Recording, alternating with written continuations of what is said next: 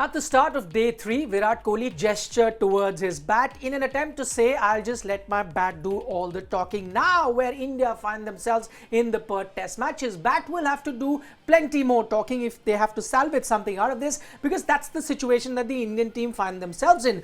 283 is what India could manage, now trailed by 175 runs versus Australia. You've got Usman Khawaja still there, 41 not out, 132 for 4 at the moment. Effectively, it actually means 5 because you've already had Aaron Finch go to the hospital as retired hurt, but India still have to pick those 5 wickets to then ensure that the target isn't too big. Joining me, Murali, Kartik, VVS, Laxman and Damien, Martyn. We begin like always with our expert ratings. I'll start with you. And I'm not going to ask you about Virat Kohli's 100 because that I know everyone's going to give 10 out of 10. I'm going to ask you about Virat Kohli's century celebrations. 7 on 10. Not impressed by that. Okay. Yeah, I think 10 out of 10. 10 out of 10. Yeah. Okay, Damien?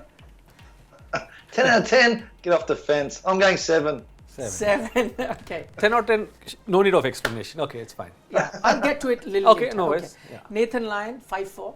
10 on 10. Oh, 10 on 10. Damien? 10. You sure? I'm sure. You only get 110, Laxman. You only get 110 out of 10, okay? Yes. Okay, punts batting with the tail. 6 on 10. Pant, 7 out of 10. With the tail, batting Yeah, with the tail? yeah. Okay. Damien? I'm going 5. 5. Okay, we'll get into that as well. India seamers post-T, the final session. 7 on 10. Yeah, I'll go with 7. Damien? Yeah, I'm going with 7, yeah. 7. Okay. Khwaja's innings so far, 41 not out. 8 on 10. 9 out of 10. 9 out of 10. Yeah. Damien? Yeah, I'm going 8. Definitely, yeah, it's been a good innings, 7. Okay, we've set this up with our 3 experts. Now let's get into the long format questions. As I mentioned right at the start, India in a tough situation. Yeah. Can they salvage something out of this test match? 175 already looks a lot. Yeah, it will be tough. There's no doubt about it, because whenever the ball is pitched on the good length area, just short of good length area on the cracks, it's deviating a lot, and tomorrow again it's going to get worse. So I think it's going to be challenging. But I always feel, and as a player, I always felt that this kind of situations, the real character of the players, the real character of the team comes out. And who knows, if someone puts their hand high up and, win the match for Team India. But currently the situation, Australia will be favourites. Okay, I always tend to ask what is a good total that the team would be comfortable chasing. Do you reckon, or do you rather fear that good total is already past them? Possibly when they started the second innings, they might be thinking 200. But even 200 was going to be a tough target, because it's all about mental tenacity and guts right now on this surface. It's about forgetting the previous ball, just playing the ball as it is, and just take the body blows. It's as simple as that. But right now, already 175, 5 wickets. I don't know, even if they have a great run, you're not chasing anything less than 220. So that's going to be, that's if you have a great run. But if you allow Australia to get away from here, then obviously it's going to be it's already a very tough task. It's just going to get tougher. Okay. Damien, you rated Usman Khawaja's knock-up until now very highly when I asked you those rating points. Do you think that would be the way that the Indian batsman would also have to bat on this track? Because, Khawaja himself is a stroke maker. It's not looking easy though. No, it's not looking easy. It's but the great thing about it's Test cricket, isn't it? I mean, the great challenge is playing on wickets all around the world. I mean, ideally, look, it's probably cracked up too much and moving too much, but what a challenge. I mean, for a batsman now, it's what the guys say. It's forgetting the ball before, of the one that takes off and almost goes to first slip. And I think it's just the mind games that are played, and the best batsmen have got to make runs on it. Can India chase down the total? Yes, they could. They've got quality players. There's also a bit of luck, isn't there? I mean, Indian bowling today, the Australians have played and missed so many times. Chances have gone by, so there's a lot of factors involved. It's just that process of going, can you get through it mentally? You need a bit of luck and someone chasing down that score. I think 200, 250, is going to be tough. Anything above 250, I can't see them getting. At the moment, it seems like it might go over 250 because we've seen the Australian tail as well get a lot of runs. Will they be able to get it on this track? Now, that's a completely different question. We're talking about Indian bowlers. Luck, as Damien mentioned, played a very, very important role. But the Indian bowlers were right on the mark. They were doing rather well, but wickets weren't coming their way. We just take a look at the lengths that they were bowling, and you can see this is just the final session that we're talking about, which was rated very highly by our experts. They're getting that good length. I mean, nothing more you could ask from the bowlers, Kartik. You have to hit the length and you just hope for the best, because you have to figure out firstly, and sometimes even on certain days the lengths change, the way the pitch plays, and you have to keep that in mind and relay that to your fellow bowlers. Whoever finds it, you just need to say this is what's happening from this part of the pitch, and then all you can do is just keep hitting that length. And as Damien mentioned, there could have been so many instances where the wickets could have fallen, but that's the way it goes. There are certain days when you get the rub of the green, certain days it doesn't. And in this test match, it hasn't happened India's way, because one of the bowlers could have definitely run away with a fifer, but that's not to be. Okay, the interesting bit there on that particular graphic was that not always do you advocate bowling short, but here the 2 wickets that India got were short of length. Does that change, as Kartik was saying, sometimes based on the session? Based on the surface as well, because on the first day, I think it was important to pitch the ball up because there was some swing on offer and because of the grass cover. But as the match progressed, you could clearly see that the grass has dried up, the cracks have opened, and there is also the ball is skidding off the wicket. So I think once the bowler sees that, you have to adapt and change your game plan, change your lengths, which exactly what the team has done. Because the bowling unit in the first innings were looking to pitch the ball really up, forcing the Australian batsmen to play on the front foot, whereas now the toughest ball is hitting that short of good length area, but the line should still be trying to hit the top of off stump, because when you're playing on the back foot or on the front foot, there is extra bounce which the bowlers are extracting from the surface. Okay, one thing is that the Indian bowlers bowled rather well, and then you would have to look at a few Australian batsmen for gifting their wickets. And I'll come to you, Damien, and this is, I'm just talking about head here. It was exactly identical, if I could add, the similar way of dismissal. He played that rash stroke in the first innings as well and did it now in the second innings too. Yeah, it's the thing. It's rash shot. I mean, it's it was there to hit almost. I mean, you look at it both ways. It's unlucky in the sense he got the outside edge. He gets caught at third man. But I think you got to be positive on this wicket. I think any opportunity of any width or the wicket or the ball bowled up, I mean, you got to try and hit it. And I think it was there to hit. He just didn't execute it well, and he gets out by it. Okay, Damien says was there to hit. Yeah. Those were the 2 widest balls that he faced. And doesn't matter. The first innings shot was a rash stroke because he was on the front foot trying to play on the rise, even though it was a wide delivery. Whereas the second innings, you have to score runs off the back foot, and wherever there is width on offer, you have to capitalize on it. It was very unlucky just to find the fielder there, and it was good placement as far as Virat was concerned, an excellent catch by Ishant Sharma. But on this wicket, if you're not capitalizing on the loose deliveries, you can't expect to play beautiful back foot punch on this wicket. You have to play cut and pull square of the wicket. Neither can you expect to drive down the ground as the match progresses. So I think the shot was there, or the delivery was there to play the shot, but unfortunately found the fielder. Okay, interesting. Does it, as we were talking about the bowling, does the length change, as you said, depending on the surface? Sometimes does it change for the batsman too? Yep. As Laxman is saying, as Damien is saying, balls that conventionally you would let go, but on a track like this, you got to play your shot. Absolutely. You look at the classic example is, what's the name of the right hander? Why am I having this mind blank? Hanscom. Yes. Hanscom, he just is so back, so you have to pitch it even further up because he hardly comes forward. Somebody like Usman Khwaja. Usman Khwaja is so reluctant front footer, so you need to bowl further up because that's the kind of batsman. There are people like Ricky Ponting, you can drag the length back because he's coming so forward. So obviously the length changes, and also on a certain surface, and especially places like this, when you start realizing that there is a certain crack which is staring right at the batsman's face, as a bowler you want to keep coming and hitting it. You don't know which way the ball is going to deviate, whether it's going to go or rear up. So those are the things which you constantly adapt, and for these you also need somebody like the wicketkeeper to tell you that this is what's happening, this is the gut feel I'm getting from behind the stump, and these things are relayed as quickly as you can, because at the end of the day we are behind the 8 ball right now, 43 runs behind, and then you want to make things happen, and on a surface like this any team can go literally bang bang. Okay, that is one thing you can't fault Rishabh Pant for not giving or relaying enough information. He's always at it. It's quite entertaining, isn't it? But it's good, because as a keeper, you want the keeper to be involved. It's not only what you're talking, but what you're communicating is very critical. And the way he was communicating to Vihari is, be disciplined, don't try too many things. That's very important as a wicket keeper. And it's not only Rishabh Pant. I think all the wicket keepers try to communicate that, because they've got the best view how the wicket is behaving or what the batsman is trying to do, and they usually communicate with the captain or with the bowler. Okay, for those of you who are watching us on Facebook or YouTube, but do send in your questions. I'll try to put some of those questions to either VVS, Laxman, Murali, Kartik or Damien, Martyn. But I'll go across to Damien at the moment, and we were briefly talking about Hanscom there. I just saw a tweet from the great Shane Warne also questioning the way that he's been playing. One has gone and said that I usually don't look at the technique of a batsman, but there exists some sort of problem for Hanscom. Do you also see it that way? Well, I mean, technique, I suppose for him, the trouble in a sense where he's got to be careful is that he starts his batting behind the crease. And as Murali said then, the lengths change, but everything's played in the back foot in a sense. He's not coming forward. Now, look, every player can have a different technique and work out their game. I mean, no one's the same, and, we've seen different techniques all the time, but I find it difficult at times to understand that he's always on the back foot. So, as you say, quality bowlers, they get more time. They get to pitch the ball up more to him.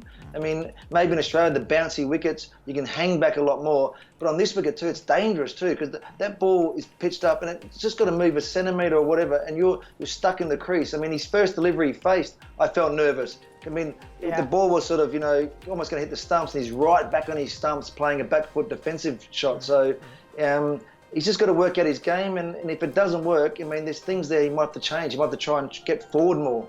Does he give you confidence when you're watching him, the way he's batting? I'm not looking at the number of runs he scored, but just the way he looks. Oh, no, he doesn't give confidence, and it's always been the norm. People with unconventional techniques, whenever they don't get runs or whenever they're out of form, people focus a lot on their technique, talk a lot about them. And that's something which Hanscom is going through at the moment. So I think every player comes up with his own game, and right from the stance to the technique, everything, I think it's more to suit what will allow him to get into good positions early and allow him to score runs. But at the moment, it's not working for Hanscom, and he's playing against quality bowlers. Okay. Bowlers who are experienced, bowlers who are skillful, and at this level, even if you are not confident a bit, the bowlers will exploit the weaknesses you have in your technique. So at the moment, it doesn't give that confidence that he can play against quality bowlers. Okay, we're already starting getting questions from viewers. This one is from Facebook, and this is with regards to Umesh Yadav, and we've got Jiten asking. Jiten's a regular viewer, I must admit. How much of a disappointment has Umesh been? Kohli bringing him on, I'm guessing that's what he's trying to say, after tea to at least build pressure. However, he bowled 2 overs for 17 and Kohli was forced to bring back Bumrah. Kartik. Yeah, look, you've got 4 bowlers, and when you pick the 4th bowler, you want him to hit his straps again immediately, not wait. And in a close encounter like this, where every run is at a premium, you want your every bowler to be at his best, even if you're not getting wickets. And I said this even during the tea break, that now the onus is on the other 2 to keep that pressure on, because the first 10 overs were absolutely sensational from India, Ishant and Bumrah. It was for Shami and Umesh Yadav to maintain that pressure, because you don't want to let it go. The batsmen have been under the lid for a while. So from that point of view, yes, you don't want a bowler to be giving away 17 runs in 2 overs and just relieving the pressure. Okay, have you noticed that he's a bit down on pace, Umesh? Oh, no doubt about that. In fact, we were discussing off air, and I was really surprised that Umesh Yadav, who was picked ahead of Bhuvneshwar Kumar, was not able to deliver, because the last test he played was against West Indies at Hyderabad, which was a placid wicket. But the way he ran in, consistently clocked close to 140 k's per hour, and that's what you expect, and that's the reason why he's playing this test match. So really disappointed, with his effort, and especially for someone who hasn't played the test match in Adelaide, you want him to contribute a lot more than the guys who have bowled so much in the last 3 innings. So a little disappointing, and especially the situation the team is in, you want contribution from all the 4 bowlers, not only 1 or 2. Okay, more questions coming in. Let's take another one here for our experts. This is Jitain again. Okay, after tea, Pujara was taken out of the slips and it was Kohli and Rahul at first and second slip respectively. Presumably, Pujara was taken out of the slip after the drop catch of Harris. How does that affect a player's psyche? I don't think this is Jitain. This is Murali Kartik asking this question because this is exactly what he was saying before we went on here. So I'll let you answer. So what's the point in asking me the same thing? Because I asked you the same question. Looks like it's a naughty boy thing. Okay. Because there are times when a batsman or a fielder has fielded badly at long on or long off and he's immediately dumped to some other part where he can be hidden. So from first slip, he went straight to, I think mid-on it was. I have a different view on this. I think Pujara must have hurt his finger while taking that catch. Otherwise, there's no reason why Pujara will be out just after dropping a catch, but which was a very difficult catch. So I think he must have hurt his finger, and that's why he must be at mid-on, and that's why Virat, who rarely stands at first slip, is at first slip. I don't think so that he's removed was from standing at second slip when he took that. No, that but flyer. I think he must have hurt his finger, because of which is out of the slip cordon. Okay, we'll get to know that as well. We've got more questions now for our experts. This one's come from YouTube. And yeah, that is Devansh Agrawal. I was going to get to that question. He's asking, should the Indian openers go all-out attack considering defensive option has failed many times? Damien, I'll take that question to you. Would that be a good approach? What is the approach after the batting at the moment? That wicket, I think you've got to get yourself in. I mean, we look at it, you've got to be positive, but it depends on the bats. It's a fine line. I don't think you just go out there and start trying to hit every ball. You're going to get opportunities, and you've got to take advantage of that. But you've got to start with the base and be defensive in a way. But being defensive and being positive, you can have positive in body language and running between wickets and blocking and taking a quick single and getting down the other end. It's not just there about hitting boundaries. It's giving that body language to the opposition. So the openers come out, the Indian openers, they're under pressure. Then they've got to stand there and say, well, let's build a partnership. Let's show them with our body language of running between the wickets and our shot selection. Don't just say, I'm just going to whack everything. Pick the right balls and be positive. Okay, Binoy Parekh on YouTube has a follow-up question to the question that Devansh asked. He's saying, bat aggressive, bat defensive, that doesn't matter, just bat for the Indian openers. That should be the mantra. Forget about how to bat. Yeah, if they bat, they will win the test match. There's something which I've always been intrigued about, because we chase 250, 300 in a one-day game in 50 overs. Over here, last day, why does the batsman get into a negative mindset or a defensive mindset that, fourth innings will be tough? The pitch is very tough. No, I know. Look, it's just sometimes it's the kind of feeling you give to a bowler as well. If you give me the feeling that you're coming after me, I go defensive. If the bowler gets the feeling that you're being defensive, he goes after you. And that's the cat and mouse game which happens. Okay. No, it just intrigued me. Obviously, we'll get the batsman to answer I think it's more to do with the conditions, because not very often we say that 250 runs is not a chaseable target in the fourth innings. It's only in conditions like what we are seeing in Perth, sometimes in subcontinent, or as the match progresses on the fourth or fifth day, it becomes up and down, uneven bounce. It can turn sharply, and if the teams have got good quality spinners, it becomes tough to chase that target. Whereas if it's a normal batting conditions like we get in one days, then I think 250, 300, 350 also you feel that you can chase. And also the close-in positions a lot more, catching position a lot more in test match compared to ODI. But having said that, coming back to that right question, I think it not only with Vijay and KL Rahul, but every batsman in this team should not think about the previous ball, should really focus on the ball they are facing and play on the merit of the ball, because there will be balls where they will come into bad positions, they can be beaten, they will look ugly. But what's important is you have to fight it out. And partnership, having small partnership and fighting it out is very, very crucial. You're not going to be able to play the flamboyant shots.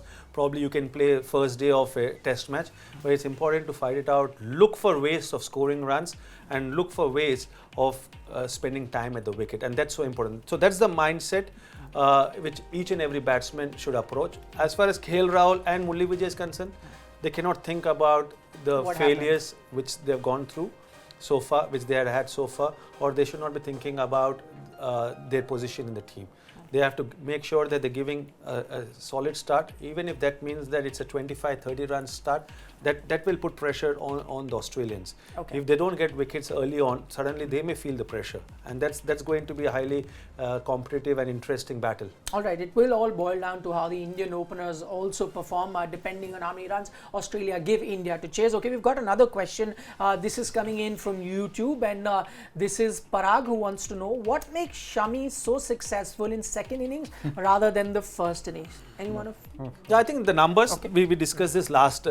If you see his record stats, is much more effective in the second innings. When you play in subcontinent condition, and Shami is someone who bowls straight with upright wrist position, majority of times he lands on the seam, and great exponent of reverse swing.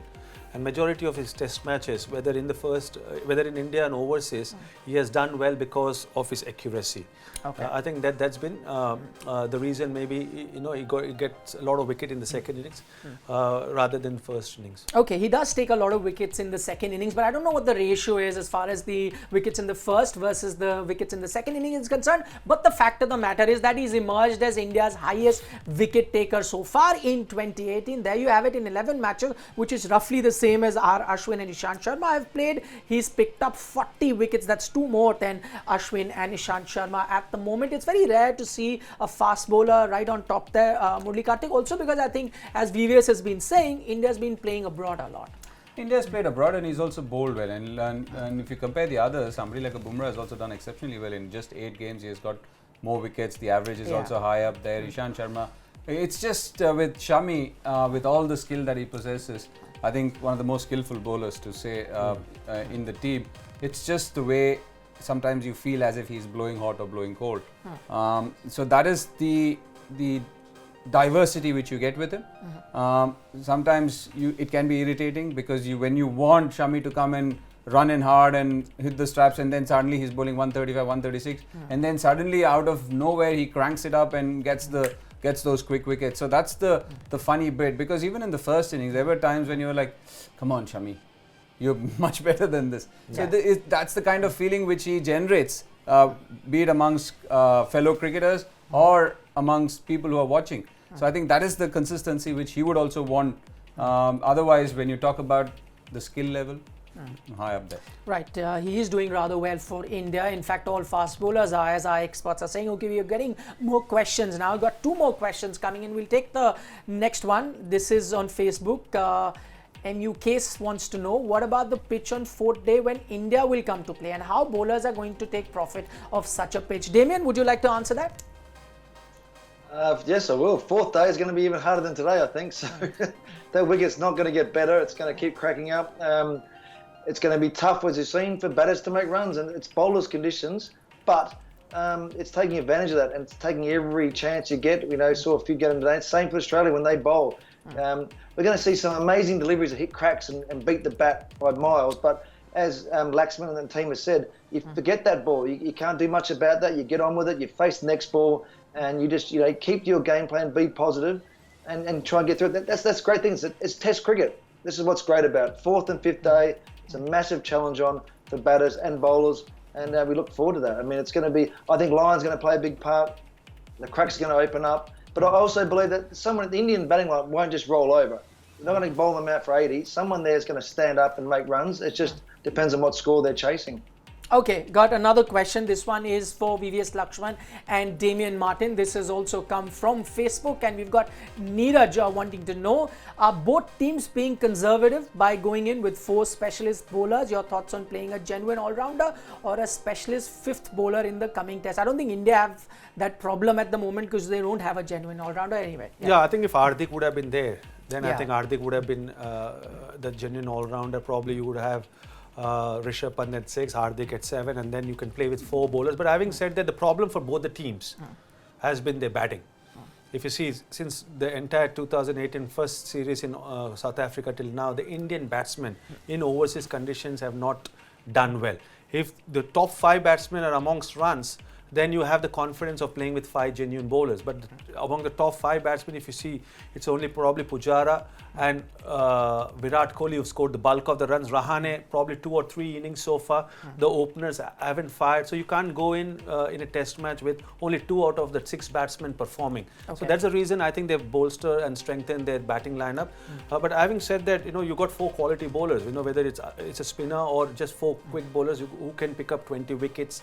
And I think that's the reason why India have chosen to play the extra batsmen since the Oval Test match. Okay. I don't understand why Ravindra Jadeja is not a genuine all-rounder. He's got more wickets than Hardik Pandya. He bowls more often than Hardik Pandya, and he's got more runs batting down the order than anyone else and contributes a lot more. It's more with the fast bowling all-rounder. Then what happens is you can play with 3 fast bowlers and a spinner, and then he becomes the 4th fast bowler in overseas conditions. By that logic, I think Ashwin would have more runs than you would also exactly. consider. No, but Ashwin is not available for this test match. Yeah, if he's available, obviously, for the next would you test then match. slot him as a genuine all-rounder? I do. Of course, when he see, there was a period of time when he was going in at number 5 ahead of Riddhiman Shah and the others. And somebody's got 400s. It's nobody. Yeah, for me, not Ashwin many batsmen have 400s. He's a bowler who's got 400. Agree. Ashwin is a genuine all-rounder. Ravindra Jadeja has not given me the confidence that I can trust him batting at number 6 regularly. Ashwin, yes, he's got the technique, he's got the temperament of a frontline batsman. Okay, India don't have a genuine all-rounder, as we were saying, especially a fast bowling genuine all-rounder. But Damien, Australia do. Mitchell Marsh, your thoughts on that?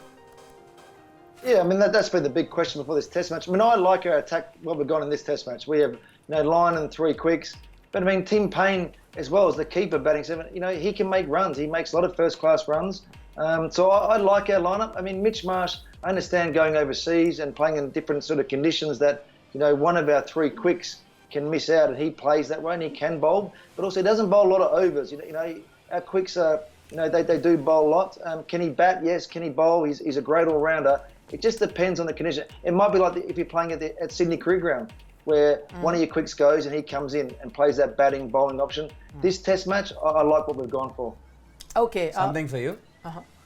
Ravindra Jadeja has Okay, got a you were batting checking- average of 33 in 40 test matches. As a batsman, Murali Vijay averages 38 as a front line. Well, no denying that. I was comparing it with Ashwin and that. Okay, No. I'm talking about the people who are available right now. And somebody like if you ask a bowler to do a role, he is going to do it for you. Ravindra Jadeja, as a batsman, has got triple hundreds, which many people don't have. So you have to push him and tell him that this is how you bat, and he's capable enough batsman. He's got runs. He's just got 100 in domestic cricket. He's just got 100. He's got 100 against West Indies. Yes. So if Rishabh Pant can be picked on the basis of 100 against West Indies, why can't Ravindra Jadeja be? And also at the Oval, he's gotten runs as well. So. Yeah.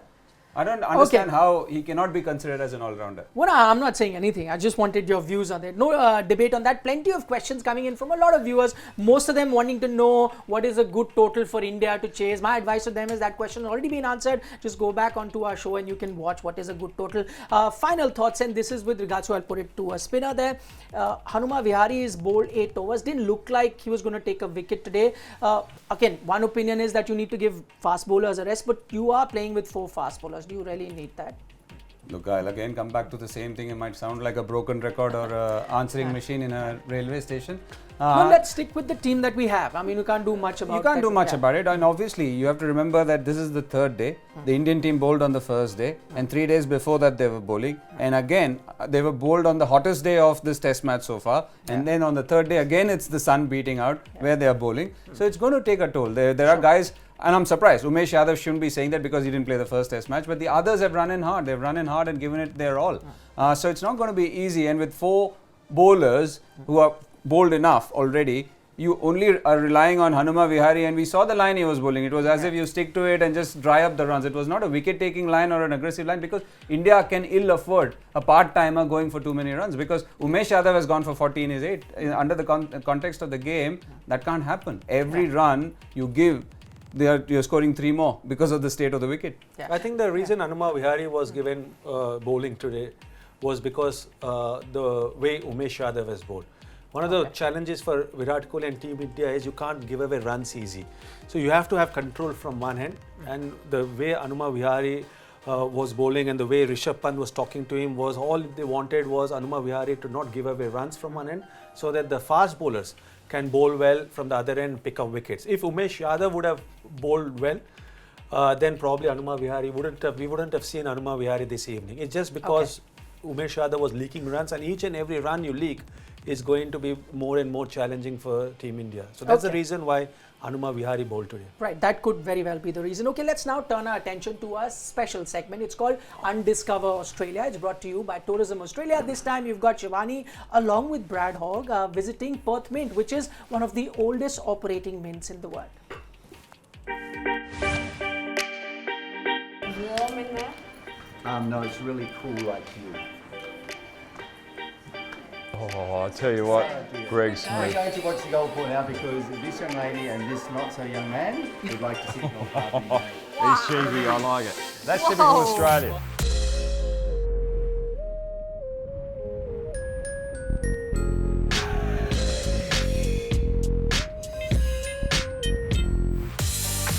I'm with Brad Hogg at the historic Perth Mint, home to the world's largest gold coin.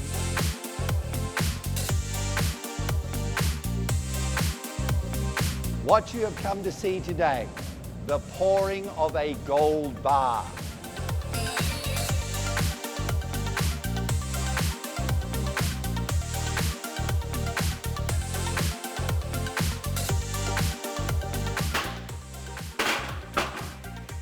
One freshly made gold bar. Now at this stage of proceedings, we're not too concerned if somebody runs down, jumps the rail and grabs the gold. 700 degrees will do this to your hand.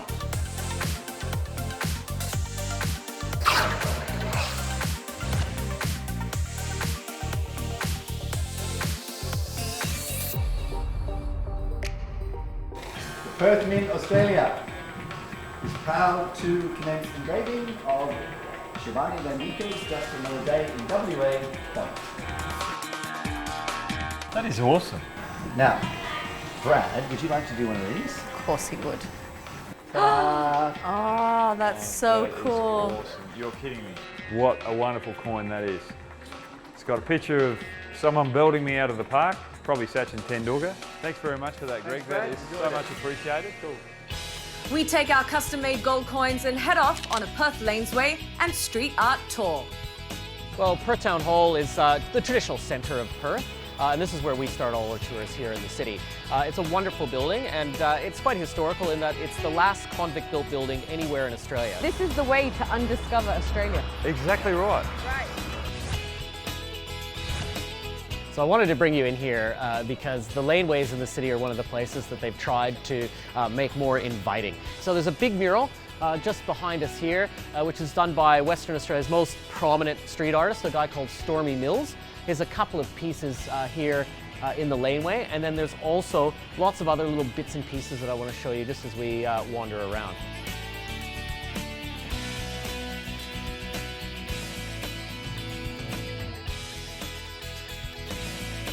Have a look. He's painted the whole wall with roughness. So you know when you feel the branches of some bushes, it's got roughness in I it don't know as whether well. to take you serious. Oh, it's like a snake. You're just, this is the wall. Yeah, but he's painted the whole wall to get that roughness in it as well. Has he? Has he?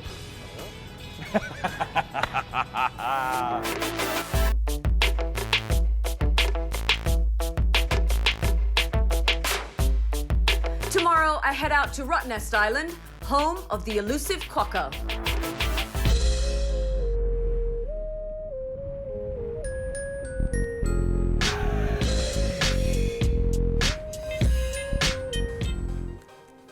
Wow, a medallion with your own name engraved on it. Now that is quite a souvenir. Okay, now let's turn our attention to our special segment. This is our very own fantasy game called Fab 4, where we ask our experts to pick 4 players to watch out for on a particular day. Let's see how Murali, Kartik, VVS, Laxman, Damien, Martyn have performed. This is Murali Kartik's Fab 4 score for day 3 of the Perth Test match. He had picked Virat, Ajinkya, Rishabh and Josh Hazlewood. Apart from Rahane, everyone's given him points, but he's crossed that century mark, 107 points. Remember, he was our leader for the first 2 days. Okay, let's take a look at VVS Laxman's score. How has he done? He was trailing for the first 2 days. Let's see how he's done today. 71 points. Not a great day for VVS once again. That's third day in a row. 41 points is what Virat gave him, and Josh Hazlewood gave him points too. Okay, Damien Martyn to begin with was our leader of the day. Let's see how he's doing right now.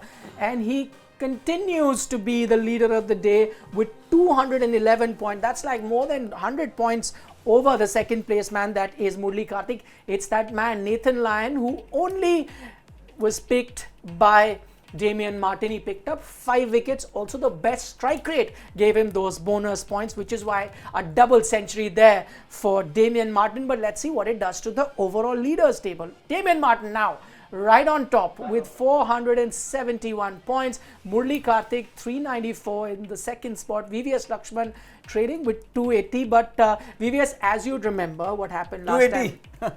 Just one run. 281 and beyond.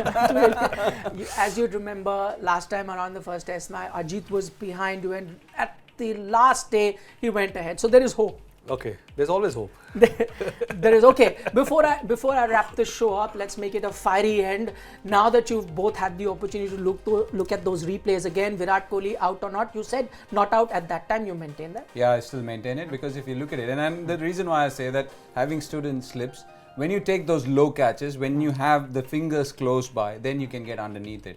In the case where Hanscom, I don't know why I keep Cameron Bancroft comes into my mind. When you see the way he took his catch, the fingers were split wide open. The ball was wedged between those fingers. Even when he took it up and showed it to the captain, the ball was wedged there. So when that happens, obviously the balls hit the ground at such pace, and it's already going low. It's not a high catch. So that's one of the reasons why I maintain. And again, I think during the broadcaster showed it from that angle where the ball was wedged between the ring finger and the middle finger. Yeah.